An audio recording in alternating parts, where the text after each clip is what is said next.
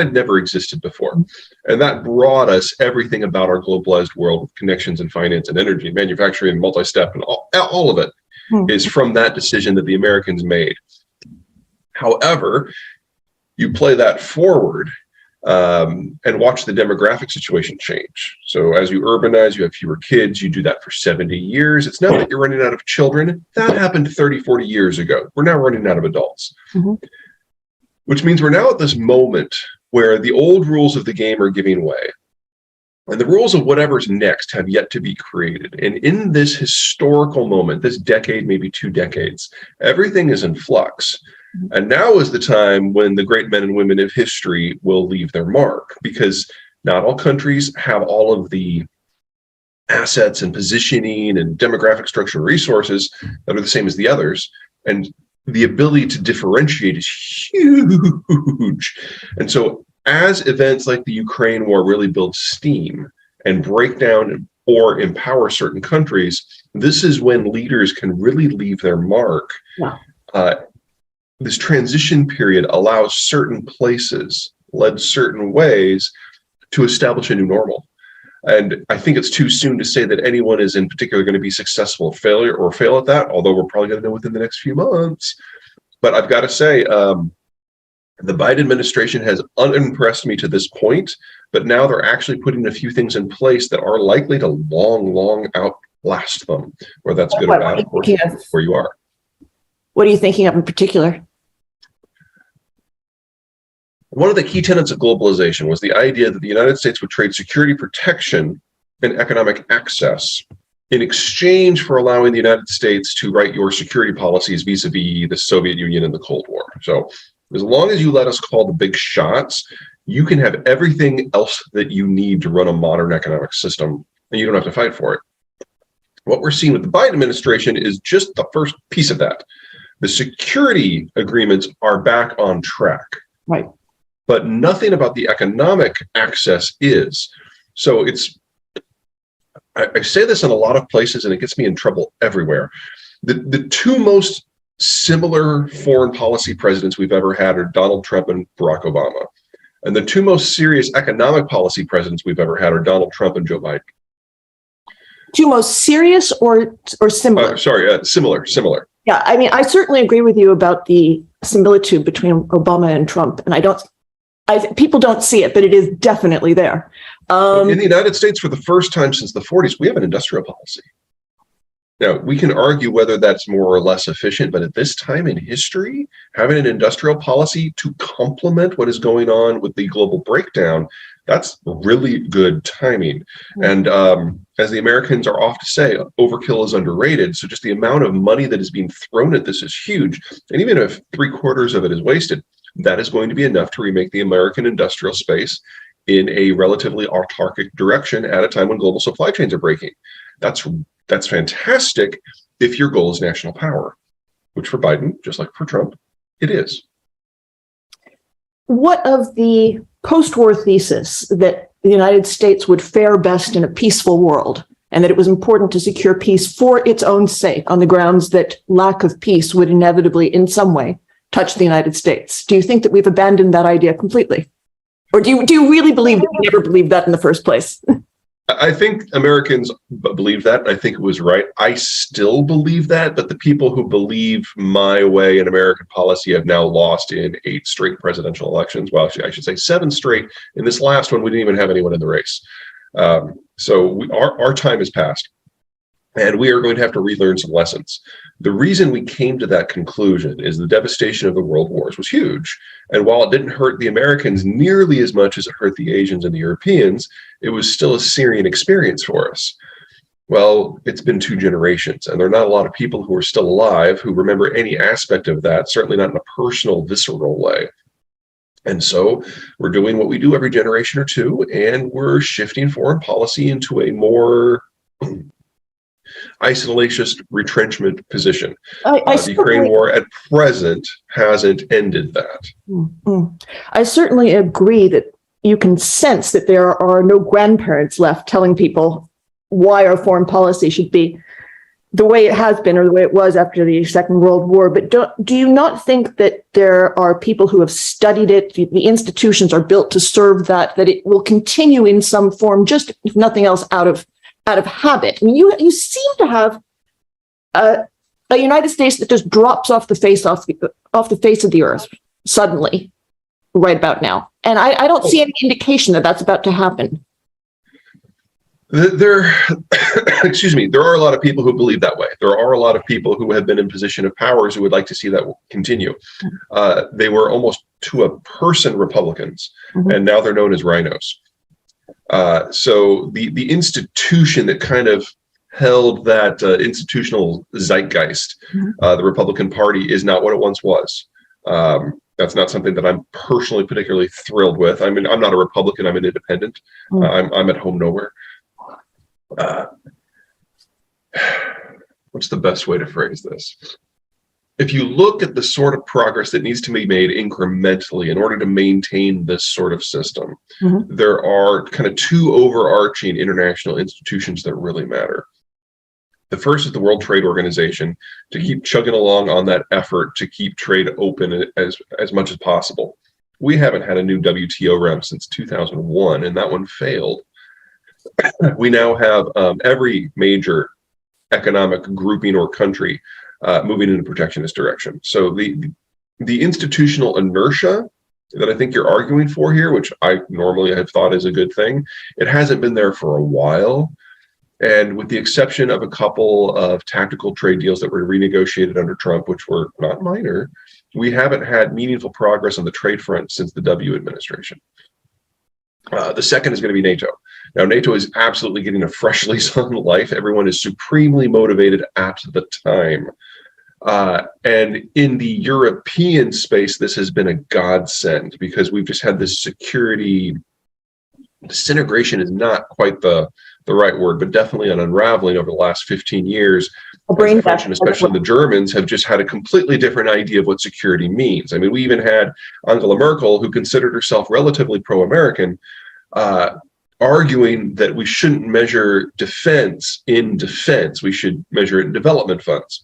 And from a foreign policy point of view, there's something to be considered there. But from a defense point of view, that was kind of a little wonky. So that has come back from the brink, if you will. But we're just not seeing the mobilization in Europe that would be necessary for this to stick. It's not just that they're heavily reliant upon the United States. It's that the sort of societal shift that is necessary to get us back to where we were during the Cold War in terms of mindset. We just haven't tripped past that yet. There seems to be a general belief, especially in places like Germany, that this is going to stay in Ukraine. And as long as it stays in Ukraine, there is the option of going back to where we were 10 years ago. And I don't think it's really sunk in everywhere yet that that world is gone. Now, yesterday, 2 days ago, when the nuclear threats became explicit, that might be enough to push us over. We'll see, and we'll know soon. They've been explicit since the beginning, and in the last 48 hours, I think, from my point of view, it has really amped up a lot. We actually had yesterday, when I was flying in from Vancouver, an evolution in the Russian pro-war communication, because they thought they had expressly threatened Berlin, France, and Stockholm, and the rest. But most people in the West interpreted it as a nuclear threat against Ukraine. And so they went out and had to clarify, and that was a little chilling. Well, I've thought it's pretty chilling since the beginning, but I'm wondering, what exactly would you expect to see if you thought the message was really getting through? Would you see? Oh, that's pretty straightforward. We need at least 3 NATO divisions in the Central European countries hard up on the Ukrainian border. If the goal is to really dissuade the Russians and to convince them that this is something where the West is one and the West is going to act and the West is not going to is going to be ready for whatever's after Ukraine, you have to have troops on the edge. Yeah, I agree. Do you think that our failure to put the troops there, or to insist that they be put there, is owed to a failure to appreciate the threat, or is it owed to well, what do you think is going on with the Biden administration? I think the Biden administration is working with the toolbox that it has. It's a little bit constrained in the United States, not as much as the past 3 presidents, which is actually, significant progress. And I don't necessarily think that this is a failure of the Biden administration to act. It's a failure of capacity on the European side. There just aren't a lot of European countries that have forces that are even capable of deployment at this point. So the toolkit that we would have just reflexively reached for in the Cold War, we've bit by bit denigrated and demobilized that over the course of the last 30 years. Canada and Germany are probably the best 2 examples here. They've largely given the Ukrainians most of the equipment that they're capable of giving at this point, because they haven't really built out any of their military capacity since the Cold War ended. So if you want to go to that old conversation of security consumers versus security providers, they're absolutely on the consumer side at the moment. And the sort of build out that would be necessary to field troops in those 2 countries, if they started today, is at minimum a 6-month process. Well, we're now in month 7 of the war, and it still hasn't happened. It's a little strange that people aren't behaving more as if this is a 5-alarm fire. I wonder why they aren't. Do you have any thoughts about that? Well, let's take a page from the Spanish book. By the way, the Spanish have wildly overperformed in this. They're not a border state, and they've sent a huge amount of help to the Ukrainians. The way the Spanish look at this is that security is something that the Americans take care of. Now, that means that you can play fast and loose with the international politics and let the Americans pay the price, and that's fun. But at the end of the day, they are a peripheral economy at the far western end of Europe, and if something really does go wrong, the Americans will be there. And there's a degree of trust and belief in that statement.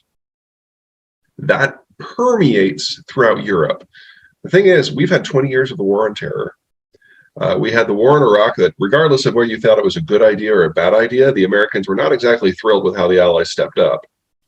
Now, we all agree that the Russians are a problem and the Americans are now stepping up, but there's certainly, it's not all water under the bridge. Right. So when the institution is weaker, when the recent record of collaboration is weaker, and 6 months on, aside from a admittedly substantial amount of weapons transfers to the Ukrainians, no one's really changing anything. They're just waiting for the Americans to act, and the Americans are still in their rest, recuperate, rearm, retrain cycle after the wars on terror. This is something that doesn't necessarily resonate well in Washington. Now, on a foreign policy point of view, the United States is probably more united than at any time since 2002, which, considering where our politics have been, wow, thank you, Vladimir Putin. We kind of needed that. But it's going to take time to build out the stuff that we need. The Russians are clearly seeing this with their military deployments, but the same applies to us. Yeah. What happens if Trump is elected again? I'm not going to make a prediction on that at this point. The belief in Moscow was that if we had a second Trump administration instead of a Biden administration, that in the first year he was going to functionally withdraw the United States from NATO, and he could just walk in Ukraine and take whatever he wanted. It wasn't until that didn't go that direction, and the javelins started ending up on the front line, that the Russians felt they needed to move. If Trump were to come in a year or two, the problem with predicting what Trump is going to do is he literally just makes it up as he goes. And anyone who comes into the room with advice or background is somebody he either fires or won't let talk. If he stays true to form, if he continues what he did in his first term, I would expect the weapons deliveries to stop on a dime. Now, he's erratic on a good day, so you don't know how that is going to play out. But it was very clear that he personally disliked Zelensky. And so I can totally see him doing his normal thing and allowing his personal umbrage to drive policy. Yeah. In a larger sense, I want to understand, for one thing, why you think China is going to collapse and why your prediction about this is so different from everyone else's, and whether this is a matter of the initial conditions being just slightly different and getting massively different picture. You start with China's new numbers, and the intelligence community and the UN start with the numbers as they were 2 years ago. And one of them's got China being the United States' biggest competitor. The other one has China being a very significant country, and you've got it collapsing. What's the difference? I would say most of the world's coming around to my way of thinking, especially over the last 6 months. Let me give you two things. I mean, there's a dozen major reasons that I don't think the Chinese system is going to survive this decade, but let me give you the two that are absolutely unassailable. First of all, China is the third most internationally integrated country in the world after the Germans and the Koreans. They are utterly dependent upon globalized access to raw materials and markets the world over. They import the raw materials, they import the technology, people forget that piece sometimes, and then they export the finished goods. That does not work without a globalized world, and there is no coalition of countries that can replace the United States as the guarantor of that world. And with the Americans going their own way, that's it. The entire economic model doesn't work. Semiconductors is probably the best space to see how exposed the Chinese are. They can't make the high-end or the mid-end chips, and they can't make the equipment to make the low-end chips. They are completely dependent upon tech transfers from the rest of the world in order to sustain that entire industry. And now we have the Dutch, the Danes, the Brits, the Japanese, the Koreans, and the Taiwanese, along with the Americans, saying that never again can the Chinese access high-end chips at all. And the question is, what mid-end chips can they have, and whether they should be able to have the equipment necessary to make the low-end chips. So we're talking in the course of just the last few months, their access to that space has stopped. The chip space is something, though, that they can replace, and I don't think so. I mean, if they could make the equipment to make the low-end chips, then there's a conversation to be had. But they can't. They've tried. They can't. What's the obstacle? They have to get the tech from abroad, and the Chinese decision to back the Russians in this war has really changed mindsets in Europe, more so than it has on defense matters, believe it or not. And so if the Americans won't allow the high-end stuff to go, and they can't get the equipment to make the low end, then they are not in that space, except for as we allow dribs and drabs of the technology to transfer. What happens if tomorrow the Chinese wake up and say, we formally condemn Russia's invasion? Now, can we have some chips? If the Chinese have a significant policy change and kind of sue for peace as part of a globalization 2.0, there's definitely a conversation to be had there. I don't mean to suggest that aspect of this is past the point of no return. Right. That would be really interesting. This is something that the W administration tried back before the 9/11 attacks, trying to bring China into a new revitalized globalized system. Obviously, we all got a little bit distracted about them. But the second problem, unfortunately, is much worse, and that's the demographic situation.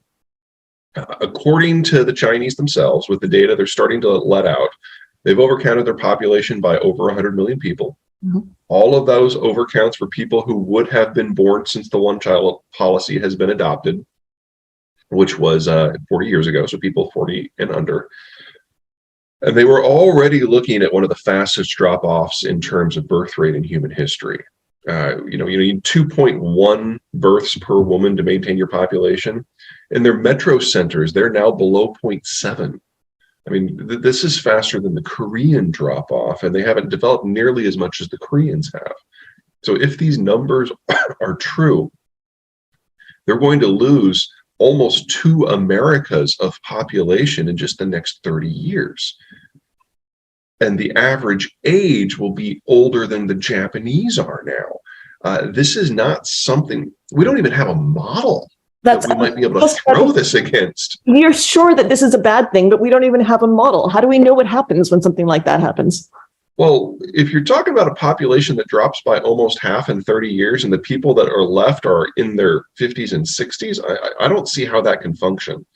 But we are in unprecedented times. I get surprised all the time. Do you think that there's any possibility of technology or productivity gains that could offset this? Well, you might be able, be able to use things like automation to help on the production side. I think the scale of this is much bigger than that, but it's at least theoretically possible. We can kind of get our mind around some possibilities there. But that doesn't solve the consumption problem. The Chinese still need access to the wider world. I mean, if they can keep their output up, they still need a place to sell it. Maybe they can do it overland by rail. To who? To Europe. I mean, Europe is, over the next 30 years, Europe demographically is going to. They only have to get their stuff to sub-Saharan Africa and keep the economy in sub-Saharan Africa reasonably robust. That's all they have to do, right? If the Africans experience Korean-style growth for the next 30 years, it doesn't even take them a quarter of the way of where they would need to do to be able to sustain that level of consumption. So you're really thinking the only market that could keep China afloat is the United States? It's the only one of size, certainly. And the United States is kind of done with that. We have all the leverage in this relationship. Why aren't we putting the screws on them to say, we really need your help here with Russia? Well, one, we're not all that organized.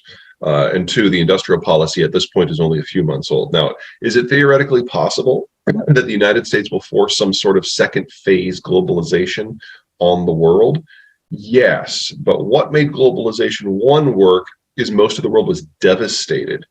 And not only was the American deal good, it was really the only one on the table.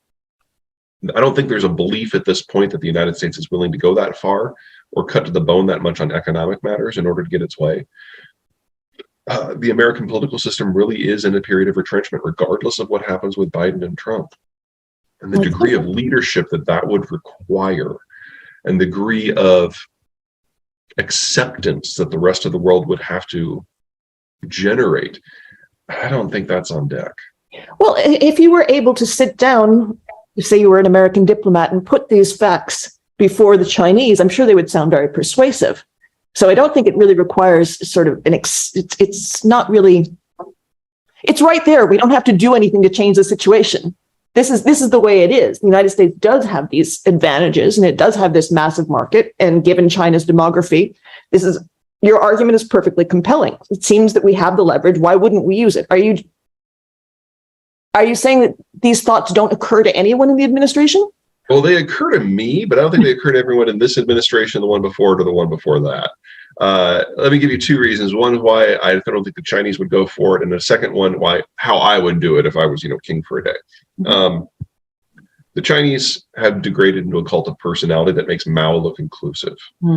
And they have become hostage to their own ideology, and it's leading to a series of cascading policy decisions across the system. The COVID policy is one of those. And the capacity of the Chinese system to adapt and get out of its own way, at least at the moment, is gone.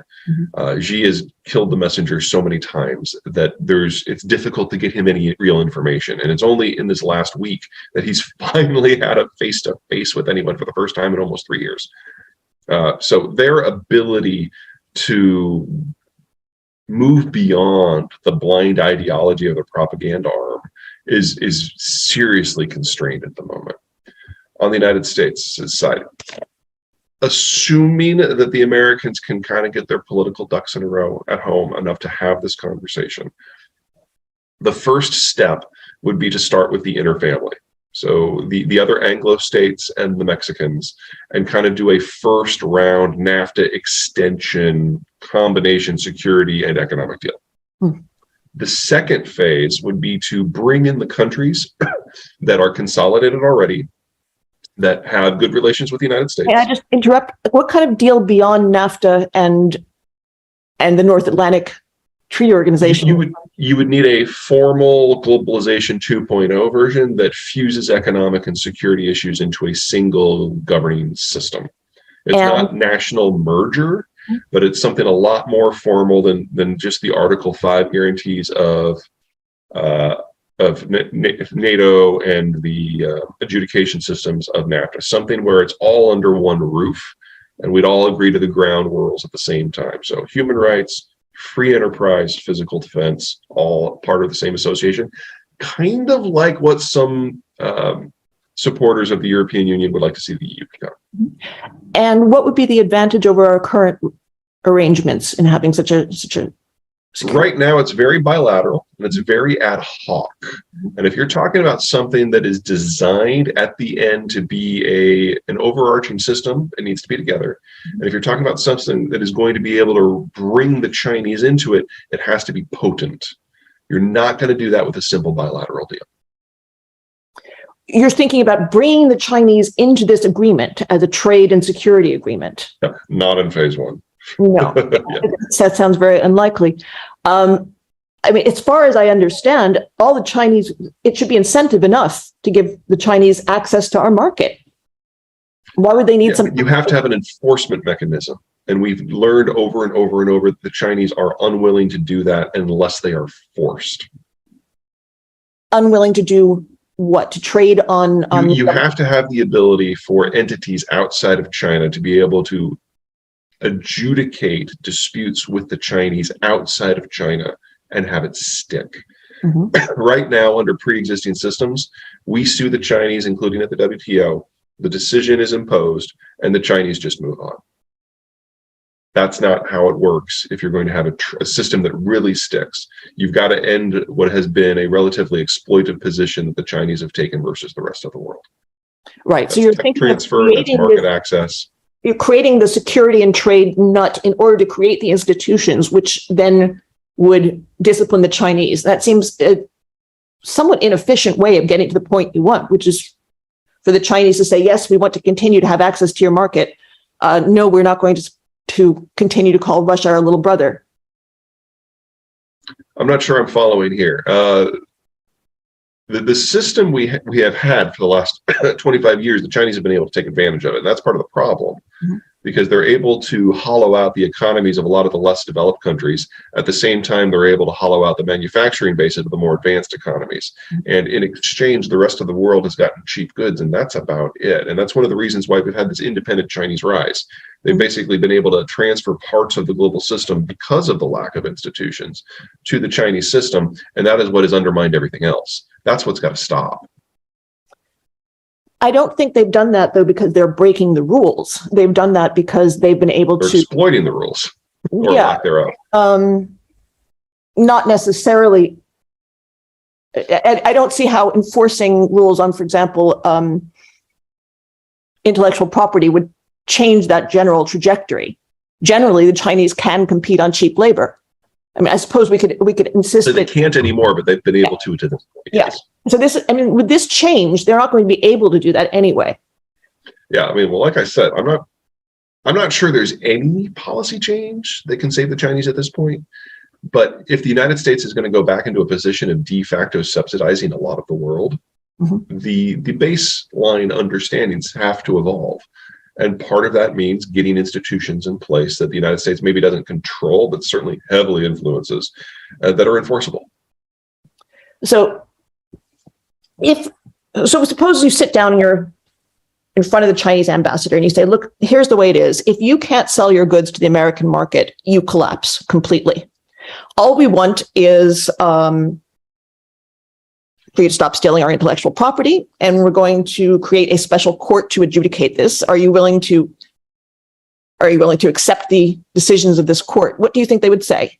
Well, I dare say the United States is going to have a long list of things that go beyond IP. Yeah, stop stealing our property and stop using slave labor and open your market in all economic sectors and stop intimidating your neighbors. I mean, it would be the end of the CCP in its current form. Well, if you're right, the alternative for China is total collapse. Yeah. Do you think they understand that?